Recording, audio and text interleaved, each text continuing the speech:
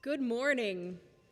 It is so good to be able to join you live from here in the sanctuary, and although we cannot yet be together in this building in person, we have all gathered to worship together in a great sanctuary of the Spirit. Our sanctuary is made not of glass windows and wooden floors, but of woven hearts. And so come, my friends, come into this sacred space that dwells among us, no matter how far apart each of us may be. Come into this community of comfort and challenge and celebration. Come, and with hearts and minds open, let's worship together.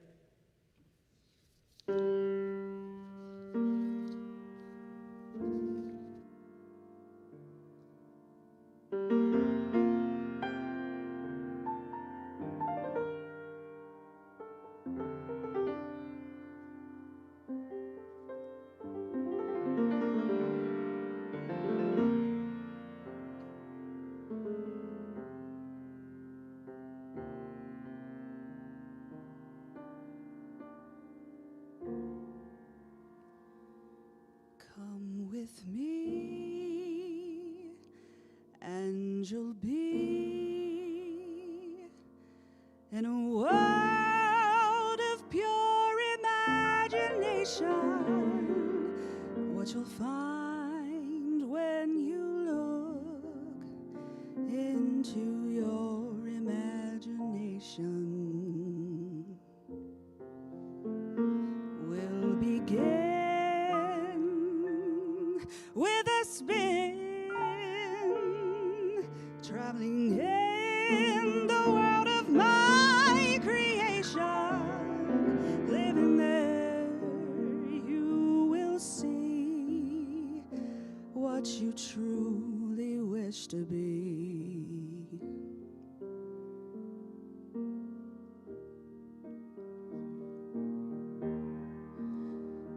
If you want to view paradise, simply look around and view it. Anything you want to do it. Want to change the world, there's nothing to it.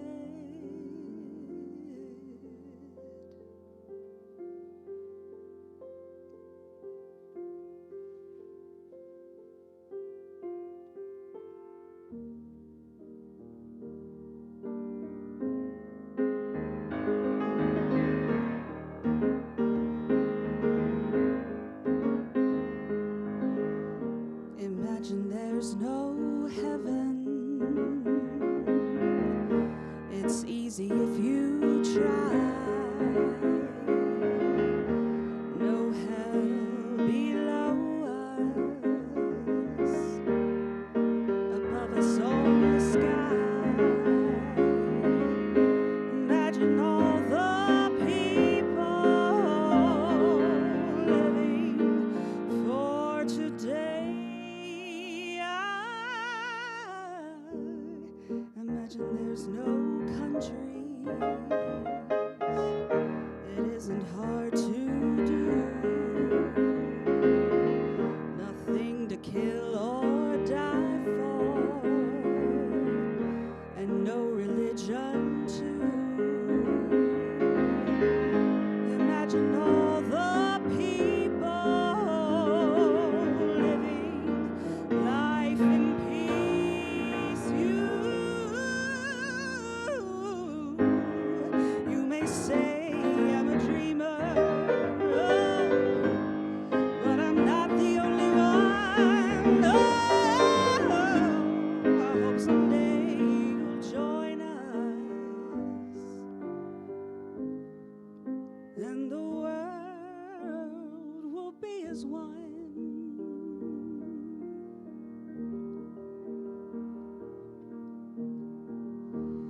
If you want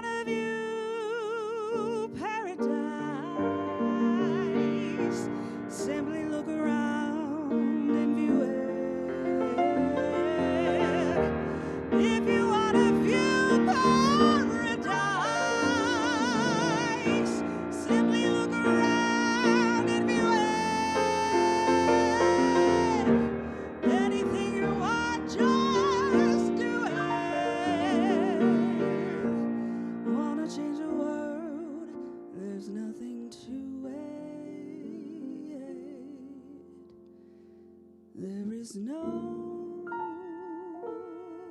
life I know that compares with pure imagination. What you'll find, you'll be free,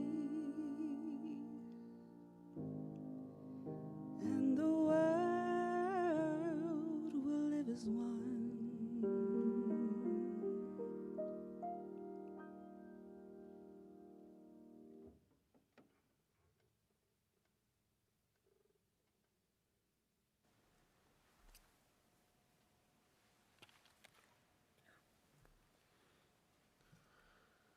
Good morning. The flaming chalice is the symbol of the Unitarian Universalist tradition, the liberal religious tradition to which this congregation belongs. If you have a chalice at home, I invite you to light it with me at this time.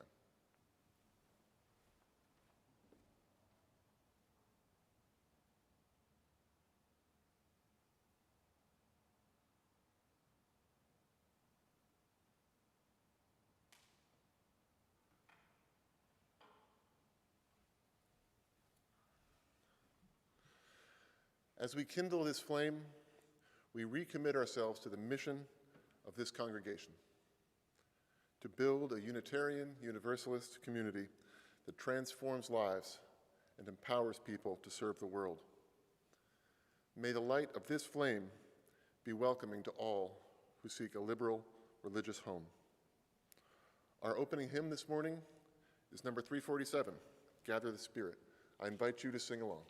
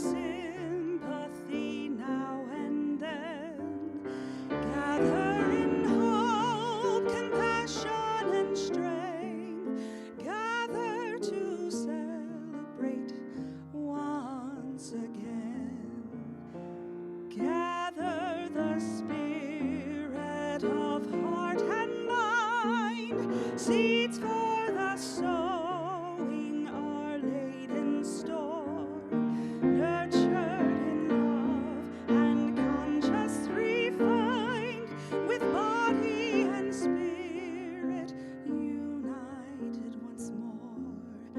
Gather in peace, gather in thanks, gather in sympathy now and then. Gather in hope, compassion, and strength.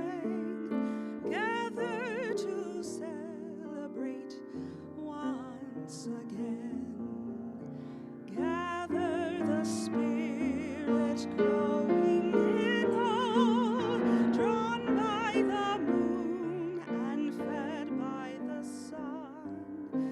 Winter to spring and summer to fall, the chorus of life resounding as one. Gather in peace, gather in thanks, gather in sympathy now and then.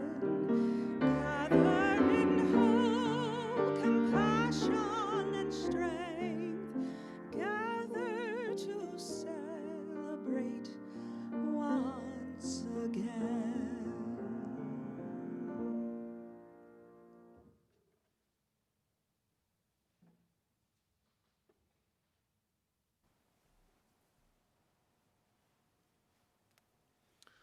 Good morning. I'm Josh Schaefer, a member of this congregation. Whether you're joining us on your smartphone, your laptop, or your TV, Whether you're here in Raleigh or joining us from elsewhere in North Carolina or elsewhere in the world, we're glad you're here this morning. If you're visiting us for the first time, I'd like to offer you a special welcome. Here at the Unitarian Universalist Fellowship of Raleigh, we are intentionally inclusive, liberally religious, and actively serving the common good of our shared world. That means whoever you are and wherever you are on your spiritual journey, we're glad you're here. That also means that as Unitarian Universalists, we seek wisdom and inspiration from many sources, but affirm our own individual experience and conscience as the best authority for our beliefs. That also means we are committed to making the world more compassionate and just, and hope you might join one of our many efforts to do so. If you're new to us, I invite you to fill out a visitor form at www.uufr.org/visitor form. If you do this, you'll start receiving our weekly newsletter. Please feel free to join us for social hour immediately after the service. There's instructions on how to do this on our website. Although we can't greet each other in person this morning at this time, I'd like to invite you to greet one another using the chat function on your screen.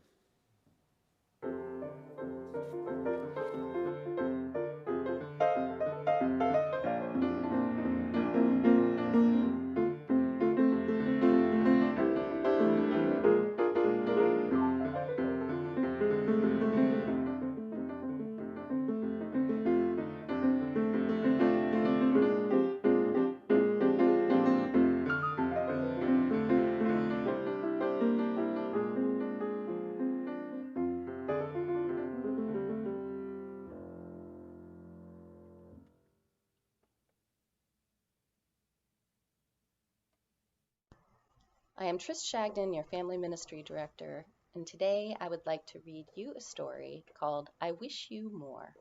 It is written and illustrated by Amy Krause Rosenhall and Tom Lichenheld. I wish you more ups than downs. I wish you more give than take. I wish you more tippy toes than deep. I wish you more we than me. I wish you more hugs than Uggs. I wish you more woohoo than whoa. I wish you more will than hill. I wish you more can than not. I wish you more snowflakes than tongues. I wish you more pause than fast forward. I wish you more umbrella than rain. I wish you more bubbles than bath. I wish you more treasures than pockets. I wish you more stories than stars. I wish all of this for you because you are everything I could wish for and more. This story is about wanting a good life for someone that you love and sending them well wishes. I remember when I was pregnant with my son, there was an enormous meteor shower, and I stayed up all night, and each star that shot across the sky, I made a wish for him. This week, I would challenge you to think about what is it that you would wish for the people that you love? What makes a good life? Of course, a good life will have both ups and downs, challenges to make us grow.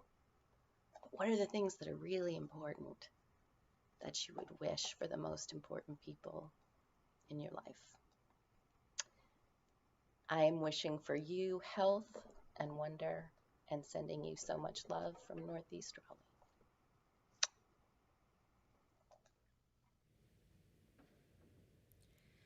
This is the time in our service when we acknowledge some of the joys and the sorrows in our community. If you would like to share an individual joy or sorrow, I'd invite you to do so now using the chat function on your screen. I'd also like to share some joys that I received this week by email. Becky shares her joy that her second grandson, Samuel Harper, was born in Italy just yesterday. Mom and baby Samuel are doing great, and Grandma Becky so wishes that she could be there with them. We hold all 3 generations of loved ones in our hearts.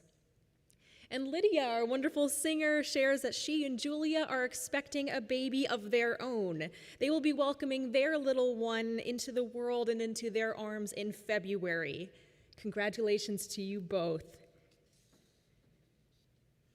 As we reflect on these shared joys, as well as the joys, the sorrows, fears, and hopes in our own lives, let's be together now for a time of stillness and silence, opening ourselves to the Spirit within us, between us and amidst us, called by many names but known to every human heart, that leads us toward a fuller experience of life.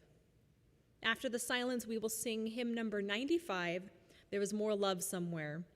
But now let's be together in stillness and in silence.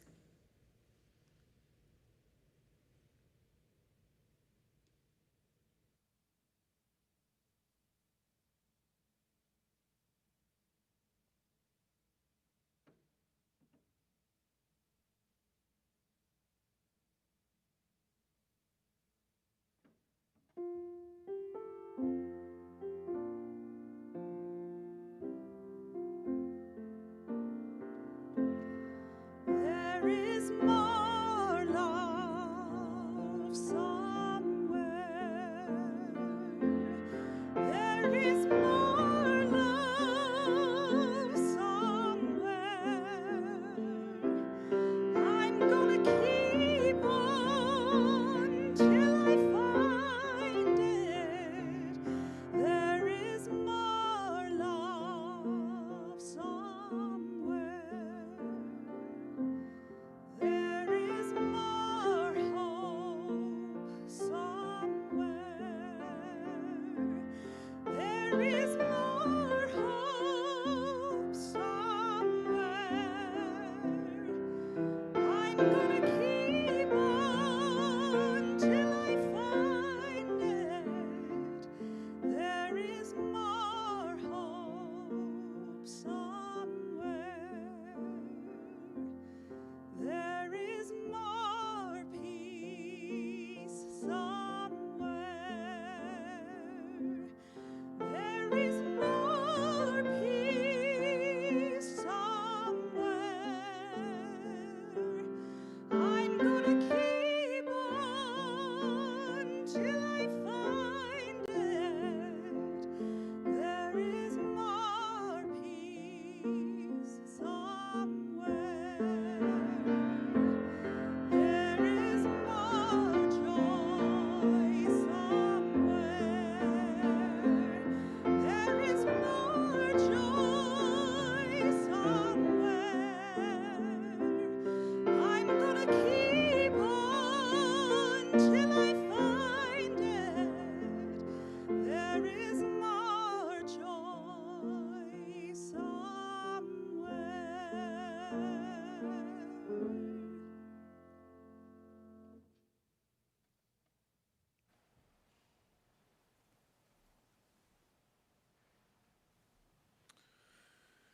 UUFR is here today because of the generosity of those who came before us. And if it is to thrive into the future and continue to serve generations of people to come, it will do so because of the generous financial support that so many of you provide.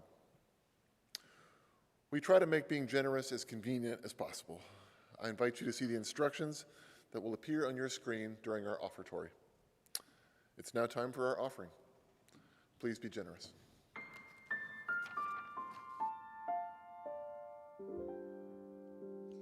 If you believe within your heart, you'll know that no one can change the path you must go. Believe what you feel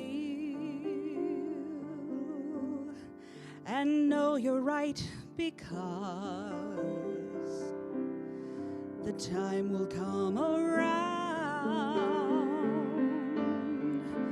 when you say it's yours. Believe there's a reason to be. Believe you can make time stand still, and know from the moment you try, if you believe, I know you will. Believe in yourself right from the start. You'll have brains, you'll have a heart, you'll have courage to last your whole life through. If you believe in yourself, if you believe in yourself, if you believe in yourself as I believe in you. Believe that you can go home. Believe you can float on air and click your heels 3 times. If you believe, then you'll be there. Believe in yourself right from the start. Believe in the magic right there in your heart. Go ahead, believe in all these things, not because I told you to. No, but believe in yourself. If you believe in yourself, just believe in yourself as I believe in you.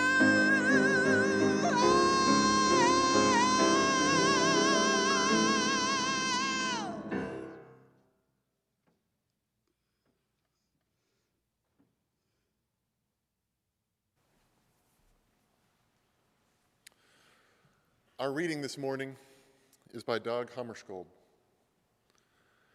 I am being driven forward into an unknown land. The pass grows steeper, the air colder and sharper. A wind from my unknown goal stirs the strings of expectation. Still the question, shall I ever get there? There, where life resounds, a clear, pure note in the silence.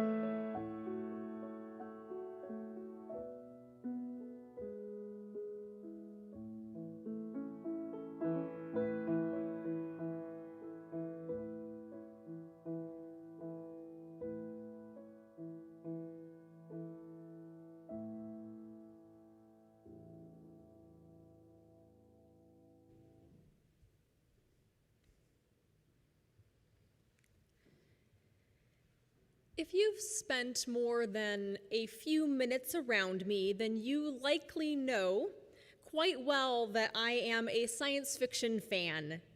It's a genre that I turn to again and again in writing, watching movies, or reading books.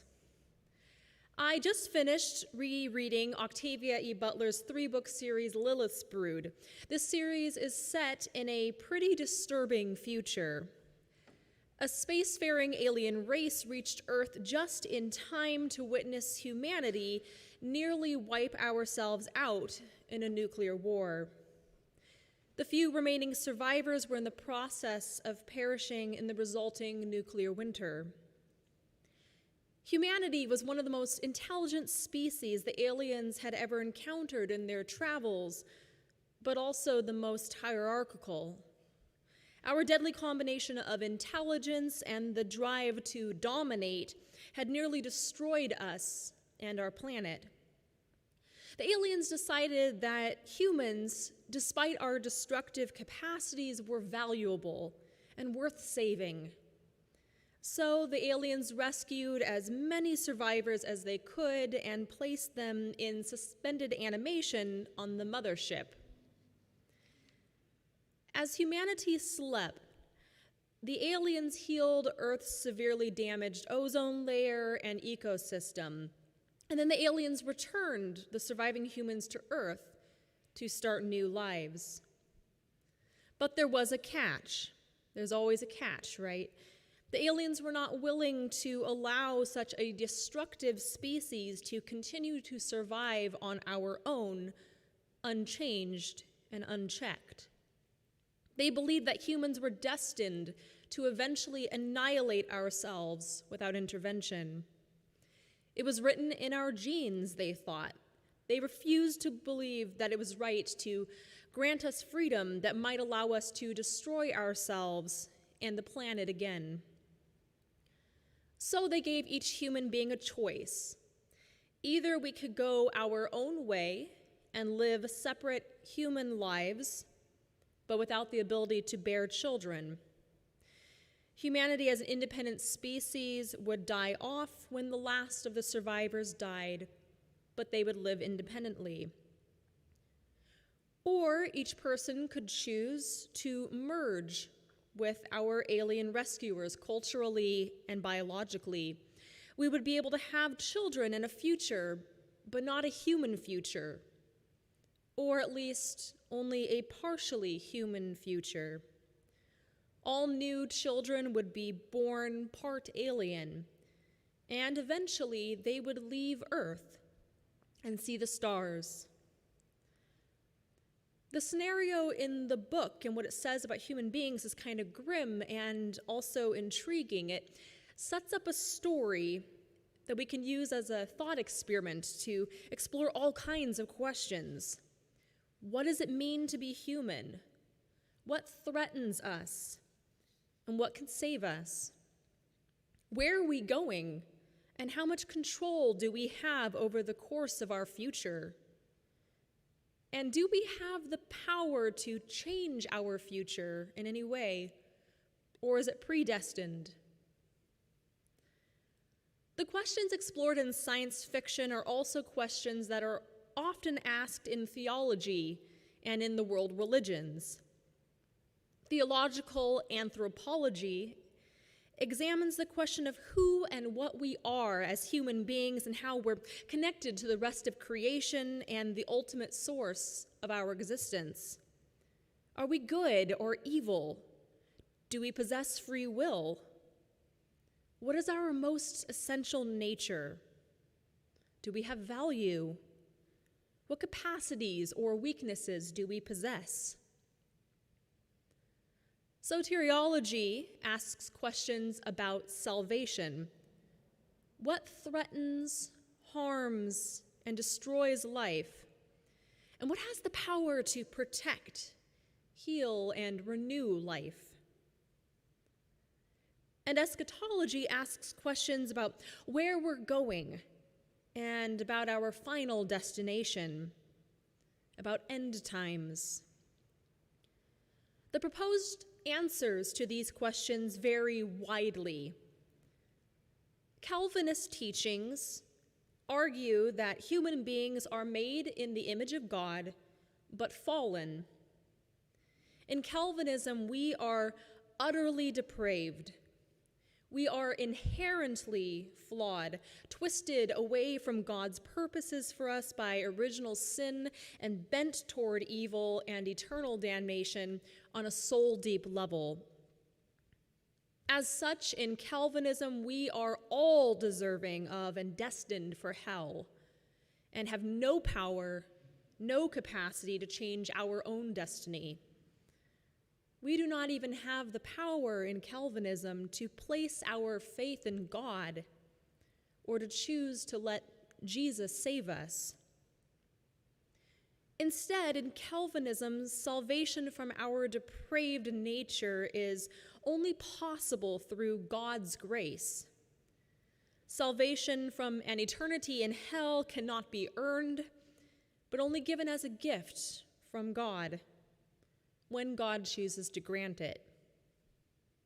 And in Calvinism, God does not choose to grant salvation to everyone. In fact, God chooses a very small number of people. The rest, no matter how faithful they want to be, remain utterly beyond any hope for salvation and destined for hell. Believe it or not, our early forebears were Calvinist in their theology, and our Unitarian and Universalist ancestors eventually emerged as new religious movements through the reconsideration and rejection of those theological concepts.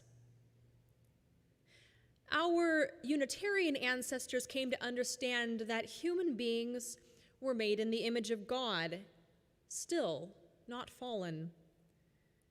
We are capable of evil too, but as we explored last week, Unitarians like William Ellery Channing believed that we were also made in the likeness of God in our essential capacities. These capacities included things like reason, love, forgiveness, and creativity. Some Unitarians, believe it or not, believed in hell, and that human beings absolutely could end up there. But they also believed that human beings possessed free will, and that God had graced us with innate capacities that could help us turn toward God's salvation. Unitarians believed that Jesus' mission was to teach us how to embrace and cultivate those essential capacities that God had given us, and in doing so find salvation, not only in our own individual lives, but also in the institutions that shape our collective life. And by choosing goodness over evil, by seeking a relationship with God and nurturing those God-given capacities, they believed that we could not only be saved from hell and earn a place in heaven, but also create a sort of heaven here on this earth, in this life, rather than just in the afterlife. And then there were our Universalist ancestors. They were more skeptical about whether human beings could reason and love our way into heaven. But they believed that God intended to save everyone. They believed that God would not condemn anyone to eternal damnation. Some Universalists were what are known as restorationists. They believed that human beings who had failed to turn to God in life would go to hell briefly after death, where God would continue to work to save them. And eventually God would win, because God is just that powerful and persistent. Eventually, God's love would persuade even the most stubborn of sinners to finally respond to the transformative power of God's love and leave hell to enter heaven at last. Those were the restorationists. Other Universalists were ultra-Universalists. They too believed in universal salvation. They too believed that everyone would be saved no matter what. But they did not believe that people would go to hell at all, even briefly. Instead, they believed God's loving mercy would wash away all sin, and that God would freely grant the gift to everyone without exception. God was so loving, so invested in the eternal well-being of God's children, that God's love would cleanse even the worst of crimes. There's a great story about the Universalist preacher Hosea Ballou that illustrates how he understood universal salvation. He was a wandering preacher and often staying at different towns to preach. And when he traveled, he was often hosted in different homes. One family was, let's just say, not thrilled by the idea of universal salvation. The lady of the house, mop in hand, asked him if he really believed that God would save every person, even the most sinful. She said, "Do you really believe that all men are going to be saved, just such creatures as they are?" Ballou answered by pointing to her mop and asking her what she was going to do with it. When she said she was going to use the mop to mop the floor, he replied, "Well, sister, are you going to mop the floor just as it is?" She was confused by the strange question, but answered, "Why, I mop the floor to clean it." And he nodded and said, "True, you do not require it to be made clean before you will consent to mop it up. God saves men in order to purify them. That's what salvation is designed for. God does not require men to be pure in order that he may save them." He then made another analogy to explain the way he believed God relates to God's sinful children. He said, "Your child has fallen into the mire, and its body and its garments are defiled. You cleanse it and array it in clean robes. Your query is, do you love your child because you have washed it? Or did you wash it because you loved it?" So you see, for Universalists who believed God would save everyone, salvation was an expression of God's unconditional love and the power of that love to wash away even the worst of sins. Human beings could not earn God's love by trying to do good in the world or believing, and nothing that they could do could ever take God's love away. They were loved simply because they were God's children. And like children who have erred, gone astray, and ended up falling into the mud, God would lovingly pick every one of God's children back up, wash them, and care for them forever. Nothing could separate human beings from God's love, care, and presence. Not sin, not even death. Because salvation was not something that could be earned, but something freely given. And God freely granted it to each and every person. Of course, modern Unitarian Universalists may have different beliefs. Our religious tradition has drawn from wisdom from many different sources, many different religions and religious movements, including transcendentalism, humanism, Buddhism, and earth-centered traditions, just to name a few. But we do lean heavily on our Unitarian and Universalist heritage. We recognize that every human being is capable of both good and evil, but we emphasize the worth and dignity of human beings and our potential to create a better world.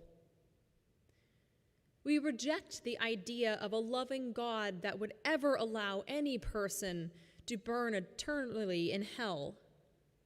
Instead, we believe the divine is continually at work in human life, coaxing us to grow closer to the divine, to cooperate with the sacred resources that give, sustain, and transform life, and create a sort of heaven on earth. This doesn't mean, however, that we reject the possibility that we could face the kind of post-apocalyptic dystopian future that science fiction authors like Octavia E. Butler invite us to consider. Just as human beings are made in the likeness of God and possess capacities like reason and creativity that can help us make the world a better place, we can also turn our world into a nightmarish hellscape. Our reason and creativity have already given us the very kinds of weapons that nearly wiped out humanity in Butler's books. So what can save us? First, we must acknowledge our power. We have to come to terms with our power and also the limitations of our power. We have the power to do both great harm, but also great good. We have the power to heal or to harm ourselves, one another, and the planet. And we cannot trust an alien species to conveniently come swooping in to save the world should our actions tip us toward destruction. We must always be aware of our power and use it wisely, with awareness of how much damage we can do if we're careless, and how much good we can do if we're willing. And even as we acknowledge our power, we must also acknowledge the limits of our power. We, my friends, live in a universe not of our making. There are divine resources at work in the world which we did not create. These resources are life-giving, life-sustaining, and life-transforming. They invite us to cooperate with them, but they do not depend on us. We must trust that even when we personally go astray or feel powerless, there is still healing, renewal, creation, beauty, and goodness unfolding in the world. And we must trust that we are continually invited to make choices to cooperate with those life-giving, life-sustaining, life-transforming forces. A passage from Hebrew scripture that I love comes from the book of Deuteronomy. I call heaven and earth to witness against you today that I have set before you life and death, blessings and curses. Choose life so that you and your descendants might live. I mentioned earlier that eschatology is a branch of theology that looks at questions like, where are we going? What is our destination, including our ultimate destination? What is our fate? How will everything turn out for us, individually and collectively? A school of thought called radical realized eschatology teaches that the better world we seek is already here, just waiting, just within reach for us to bring it into being. The kingdom of heaven is at hand, and we have to take it in hand. Life and blessings are set before us, and we have some choices to make. We can choose to use our power to cooperate with the life-giving divine forces not of our making that are moving in the world, and in doing so, we can help magnify them. We can choose blessings and life. We have the power to decide to lean into love, generosity, or courage, or to give into hatred, selfishness, or fear. Our future does not entirely depend on us, but we absolutely play a role in shaping it. Maybe we'll face a dystopian future like Octavia E. Butler portrays, or maybe we'll build a utopia. Either way, no matter what future we face, there still will be life and death, blessings and curses set before us, and there will still be choices to be made. What will we choose? What are we being invited to do in each moment? Who are we being invited to become? What are we being invited to create? A benediction is a kind of blessing given at the conclusion of a worship service. The word comes from two Latin roots, bene meaning good, and diction meaning to speak. Our individual and collective lives here on this earth can be a kind of worship, a celebration of life, and a lifting up of that which is of worth. That's what worship means, to lift up that which is of worth. At the conclusion of our time here on earth, may this be our benediction. May we have sought and created beauty. May we have chosen hope over despair. May we have practiced gratitude and generosity. May we have loved steadfastly and deeply. And may we have always chosen the goodness we find before us every moment of our lives. Amen. Blessed be. May it be so. And now please join in our closing hymn, number 126. If you have a hymnal at home, Come Thou Fount of Every Blessing.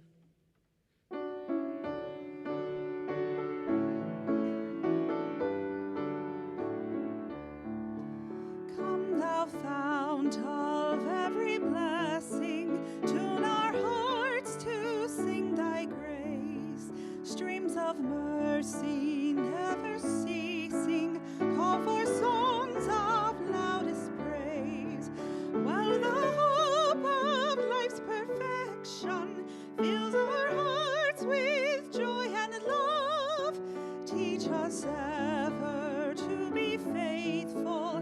May we still thy goodness prove. Come, thou fount of every vision, lift our eyes to what may come. See the lion and the young lamb dwell together in thy home. Hear the cries of war fall silent, feel our love glow like the sun. When we all serve one another, then our heaven is begun. Come, thou fount of inspiration, turn our lives to higher ways. Lift our gloom and desperation, show the promise of this day. Help us bind ourselves in union, help our hands tell of our love. With thine aid, O fount of justice, earth be fair as heaven above.